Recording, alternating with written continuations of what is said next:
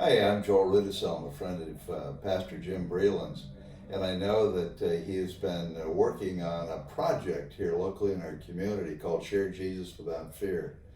I have to tell you that I'm not new to Share Jesus Without Fear, although I did participate in a recent class that Jim held, and it had a number of people that did participate. There might have been 20, and of that group, there were many that experienced, some for the first time, what it's like to actually sit and talk with someone about a personal relationship with Jesus Christ.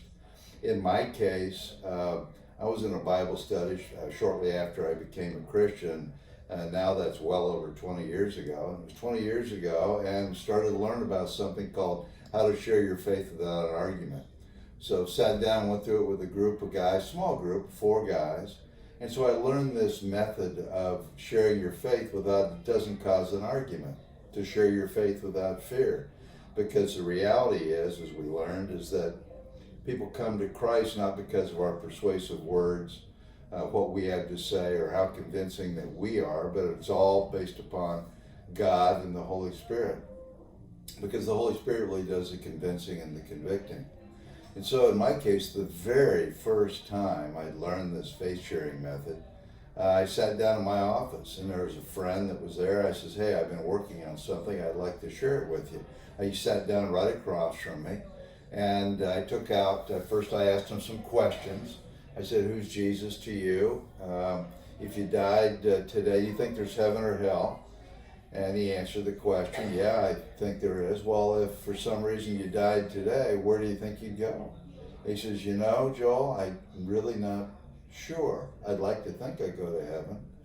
And I looked at him and I said, well, would you like to know for sure, with certainty, that you are? He said, well, yeah, I'd like to know that. So that's when I pulled out a Bible, a little New Testament that looks like this, and I just turned a page and I opened it up to him and I said, this is the first time I've done this. I'd like for you to take a look at some verses that I've outlined. So I opened up to Romans 3:23, and I handed him my Bible just like this, and I said, you notice that there's one verse that's underlined and outlined in yellow, and he did, and I said, would you read that verse out loud? So he read it, and it's for all have sinned and fall short of the glory of God. So I turned to my friend Ted. I said, Ted, what's that verse say to you?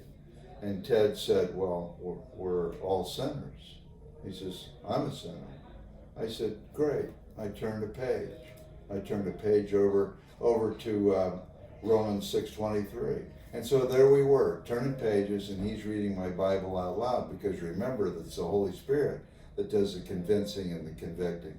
So very quickly, we started turning pages very quickly, and we got to the end of the sequence of verses. We're back in Revelation, and it basically says this, here I am, I stand at the door and knock. If anyone hears my voice and answers the door, I will come in and eat with him. I said, what's that verse say to you? He said, well, I need to open the door and invite him into my heart. And I said, yes. And so Ted got up and said, I really appreciate you taking me through this. I said, well, you're welcome, Ted. I walked by his desk. He was out in an area, and I looked over at him. He said, Joe, could I talk to you? And I said, yeah. He turned to me, and he had a tear coming down his cheek. He said, I just want to let you know that you were not practicing.